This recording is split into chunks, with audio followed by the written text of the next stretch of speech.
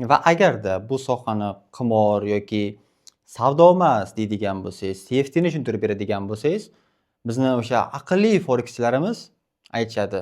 Qanaqasiga 7-10 trillion dollar aylanadigan bozor, dunyoning 80-90% 90% pul aylanadigan bozor qimor bo'lishi mumkin, laxatron bo'lishi mumkin.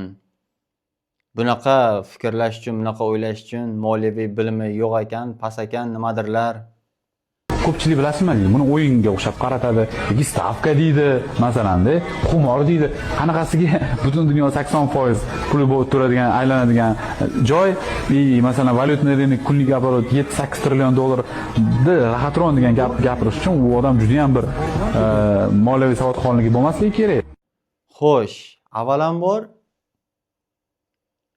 80-90% pul haqida 7-10 trillion dollar haqida gapirishadigan bo'lsak. Birinchidan, siz bu bozorga hech qanaqa aloqangiz yo'q. Ya'ni aytdik, bu bozorda faqatgina markaziy banklar, institutsional tashkilotlargina kira oladi xolos. Bu yerga oddiy odam kira olmaydi. Va siz qiladigan narsa, siz hech qanaqasiga dollar, yevro, tilla sotib olmaysiz. Siz faqat ko'tarilish yoki tushishiga pul kiritasiz xolos. Va o'sha 7-9 trillionga 1 dollar ham hissangiz yo'q. Va bu narsani bilmaslik uchun o'sha odamning o'zida moliyaviy bilim qanchalik bor, yo'q, mana shu narsa mavhum bo'lib qolyapti. Ya'ni buni ham agar o'xshatish kerak bo'ladigan bo'lsa, tasavvur qiling, aviatsiya sohasi yiliga milliardlab pul ishlaydi. Aviatsiya sohasida nima bo'ladi? Samolyotlar, passajirlar yoki ma'lum bir yuklar tashiydi. Xo'sh, unday bo'ladigan bo'lsa, siz ham o'zingizga qog'ozdan samolyot yasab olib uchursangiz, xo'sh, unda sizda ham samolyotlaringiz va aviabazangiz bor deganimi?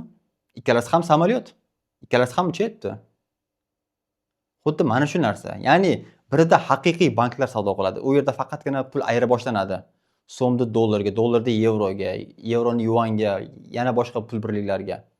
Va banklar mana shu ayira boshlash orasidan foyda ko'radi.